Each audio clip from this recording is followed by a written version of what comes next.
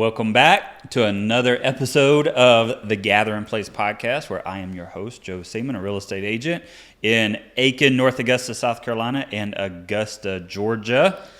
And this is my lovely bride, co-host, Miss Hope, who is the chaos coordinator and the Jill of all trades. She keeps all the behind-the-scenes stuff going on smoothly.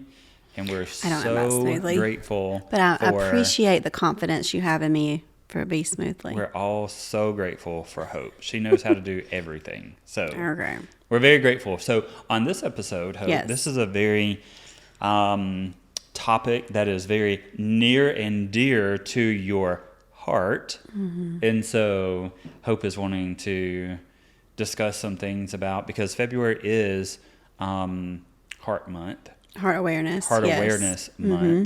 A lot of Heart Association walks go on. A lot of fundraising goes on. Stuff like that. So, all right. So what's your story behind? Why is this a lot such of people, a near and dear? We all know Valentine's is February, month of love, right? So I guess that's why they chose to do Heart Awareness Month this month. But I like to be a little more vocal about my journey during this month, because it's just something that happens on the regular that women don't really, there's not a lot of education out there for the physicians and so on and so forth. So backstory, our twins that are now 15, and when they were born, we went through lots of different fertility type situations, and when they were born, shortly after, I started having just some issues, and it's like 5 days after they were born.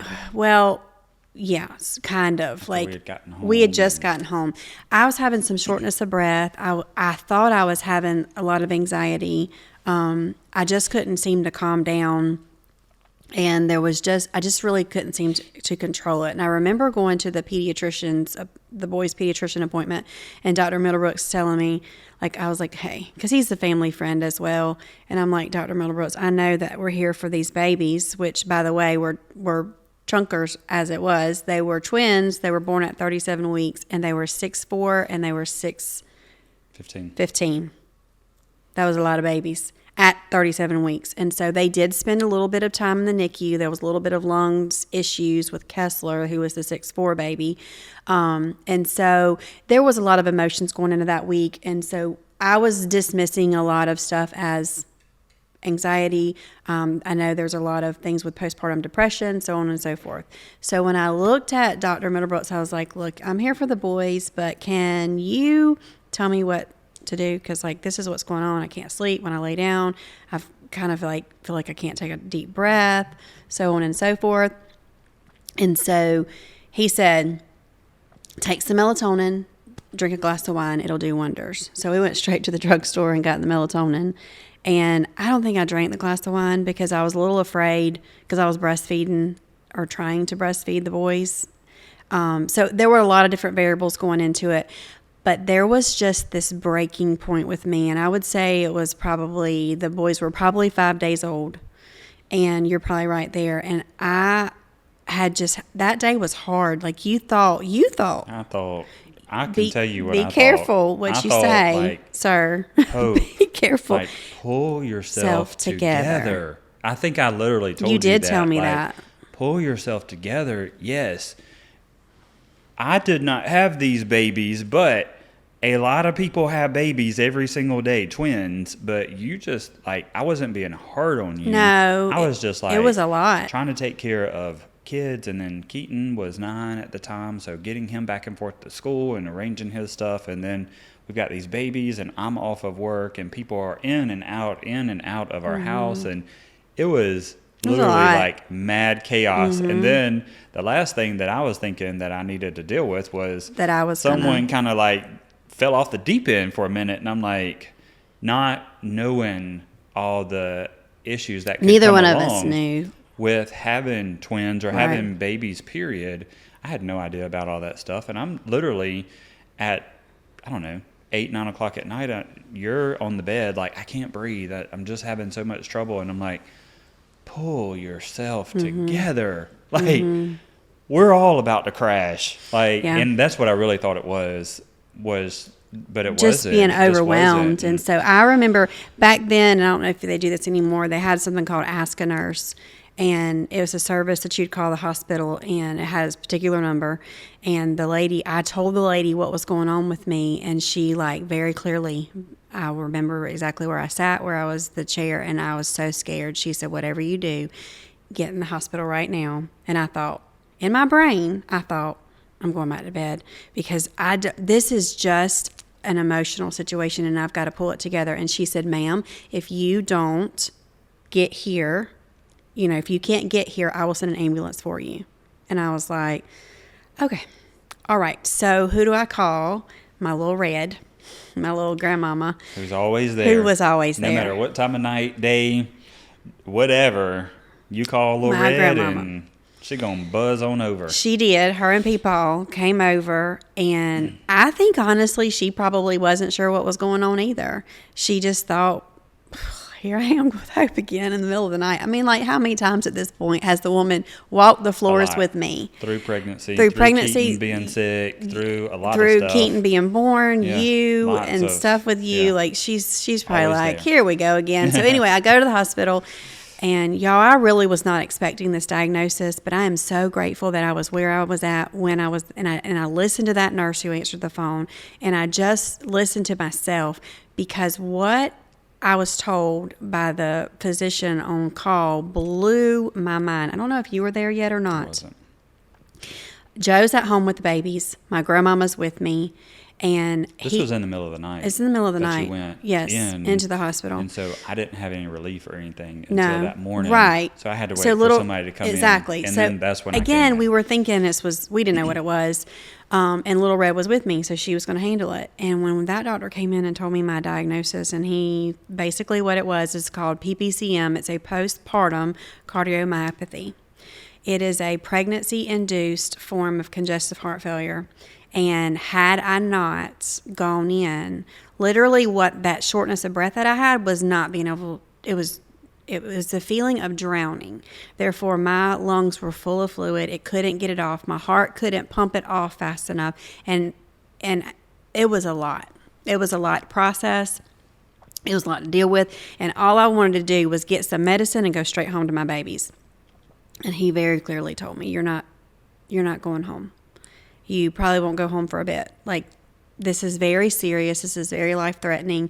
And I didn't even know this at the time. Like, it is so rare for a physician to even be able to look at you and analyze that situation, because the majority of women It's too late. today, by the time these symptoms come on, it could be 4, 5, 6 months past them having a baby.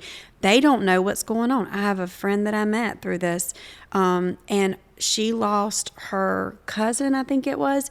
The woman was like a runner, like a triathlete. Like, she was training at 6 months and just literally died overnight. Like, they don't, it's something that's not easily detected.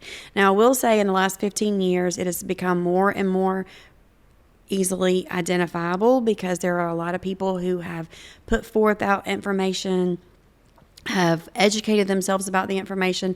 But I will never forget Dr. McDonald. I will never forget his face, and I'll never forget him saving my life, because I thought for sure this was some fluke type situation. So I never thought I would be a heart patient, especially, let's see, I was 30. I was less than 30. I was 28, 29. Okay, whatever. We know I'm old. At that point in my life, like, you're not a heart patient, but I was. And so I went they moved me to the cardiac tower. I was the very first person in my room.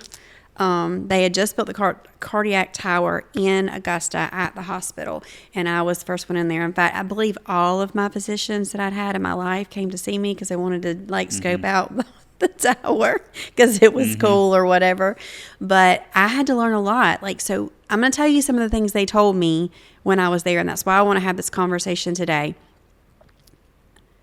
They put me on like a special diet. They wanted me to do, they wanted me to cut out salts, and they wanted me to, what was that salt that they wanted me to eat? it was like a substitute salt or whatever. It was awful. But anyway, they gave me a lot of information, and I lived by that information. Like, we went home, like, you were very, as you're taking care of twins and as you're taking care of Keaton and as you're taking care of me, like, you made sure I had all the things, and you were really trying to help me navigate this diagnosis. I went home with medications, all the things. And that lasted for 6 or 7 years. Mm-hmm. So let's see. Yeah, Mm-hmm. 6 or 7 years I followed that protocol to a T. Until one day I came across a different way of doing things. Now, part of why I want to have this conversation with y'all today is I believe that I was saved. My life was saved by a physician in his education. I believe in that. But I also do not always think that there are not other things in life that you can do to help yourself to heal. Now, I followed the protocols. I was, pretty much even kill. I wasn't worse. I wasn't better. My heart ejection fraction, which is how it pumps when I was in the hospital, was less than 30%, which is deadly for a lot of people. It got up in the 40s for those 7 years. And then I just kind of did research, right? So we came across the product. We did different things. We learned about the keto lifestyle. I was wanting to lose some weight, like whatever. But we went to some conferences and we heard people speak and we heard them talk about all the different things in life that really and truly you can do from a natural approach just to try to better yourself through eating, through exercise and movement, through water. Salt is actually not a bad thing. Depends on what kind. Depends on what kind of salt. The most natural form of salt that you can have is the best for you because you only need a little bit of it. But of course, your processed foods, that type thing, those are terrible for you. But there are a lot of things out there that you can do from a natural perspective. And so I wanted to have this conversation today. Number one, to bring awareness to PPCM because a lot of women do misdiagnose after they are pregnant, and it is misdiagnosed as postpartum depression. And I understand that that's a real thing too. But that in this case, if I had continued on that path of thinking that's what was going on, I probably wouldn't be here today. And so I'm just thankful for the timing and the education that I've been able to get to just revert that. Now, fast forward, the boys are 15 years old. Through my own research and through my own way of doing things, I've changed my lifestyle up to where my ejection fraction, last time they looked at it, was at 64. The average for someone in mine is anywhere from the 50 to 60 range, 65 range. I'm at 64. My cardiologist told me she didn't want to see me anymore, and she took me off of all of my medications. I was on 2 medications, and I was on potassium, and I was on Lasix for drawing water off. I no longer do any of that because... And let's make a disclaimer. None of this is health advice. None of this is health advice. This is what has worked for us. This is what's worked for me. But what I want to tell you is to research. I believe there's a time and place for medicine. And a lot of people... and I have to be careful. Like a lot of people, just run to the doctor. And they want to look to the American Heart Association for every little bit of advice. And I have a different take on that because if I continued with what they had in protocol for me, I would still be on medication. I would still not be 100%. Now, okay, again, like Joe said, everybody's different, but do your research. There are a lot of people out there that Dr. David Diamond, he's one, research him, read his book. Dr. Mary Newport, research her and read her book. And then if you're on TikTok, Barbara O'Neill is one that research we her a lot of stuff. And so it's just really natural. Read her books. And I still believe my whole heart, there is a place for medicine. Absolutely. 100%. But I also believe that our physicians are not taught. Actually, I don't believe, I know. Well, in America, we've gotten so used to a quick fix. Like, what pill will solve this problem for me? Yes. Or, it might solve that problem, Right. but then it's going to give you 5 other problems that you've got to go to Right. other specialists to Yes. figure out. So now you're not only on Well, just and- the one, you're on 10 Yes. different medications or 20 different medications To 'cause of balance all the out. stuff. And we just By don't- all means, take your medications, but do your research too. Don't anybody stop your medications cold turkey. So that I want to say. But my friend is a clinical nursing professor, and she and I have had extensive conversations about what's taught in the classroom. And she went to these conferences with me, and a lot of these things that were taught to us are not taught. Yeah. And that's not the physician's fault. So they have a job and follow their advice, but also ask them questions. So with this being I think this will be the last episode for the month of February. I just encourage you as women, as men, pay attention to your bodies. Don't just let things go by the wayside. Be intentional about, paying attention to what you eat. Try to eat as clean as you can. Try to stay away. I know we're all going to do fast foods. Try to stay away from the convenient type meals. When you shop in the grocery store, stay on the outer edges. I know you're going to have to run in there for chips or something. Yeah, I but get it. Really and truly, that's not hard to do. It's not I've been trying hard to implement that this to year stay. in 2024, and it's really not hard to do, Yeah. especially with as high price of groceries are Yeah. right now. If you just start on those outer aisles, you don't have Yes. no money to go in between Inside. anymore. Dart in there to get a few things, but don't spend the majority of your time. And if you have the opportunity to grow your own vegetables or get vegetables that are fresh in the spring, which in summertime months, and you can them, then you know what's in it. Like, what's in there. You put it in there. So And I love a good roadside produce stand. Yes. I love a good produce Oh my stand. gosh. So- Beaufort tomatoes. I love it. I make my spaghetti sauces every year. I can tomatoes every year. I'm going to try to do more corn. We do some corn as well. Anyway, we can go on a whole nother podcast about that. But just know that pay attention to your bodies. And there's always things that you can do to better your situation. You just have to do the research and stick to the outer edges of the grocery store. It'll do you a world of good. Not just about weight. Weight is a wonderful thing, but it's not always just about that. So that's all I have to say about that. This wraps up our That wraps it podcast up. on Heart Awareness Month. Yes. And thank you for sharing your story, because I don't think you shared enough with people. And so you never know. Because I'm recovered, like I forget sometimes, but you never know who you're going to be yeah. able to help through sharing your story. You really don't. So It's different with me with Crohn's, and I've been able to share my story with Crohn's a lot, and it's helped people and gotten them into the right physicians to go see. And the same thing with you Yeah. is you've been on PPCM Facebook groups, Yeah. and you've been able to help a lot of people through that. And so I think not enough people pay attention Right. to it. And so, well, and my nails, those of you that are listening can't see it, but my nails have hearts on them, and I've gotten so many compliments about my nails this season, and they're like, oh, for Valentine's Day, and it gives me the opportunity to share my story and just tell them, because I want more people to know about what I was diagnosed with as a woman, and just that there are a lot of things out there that can help you.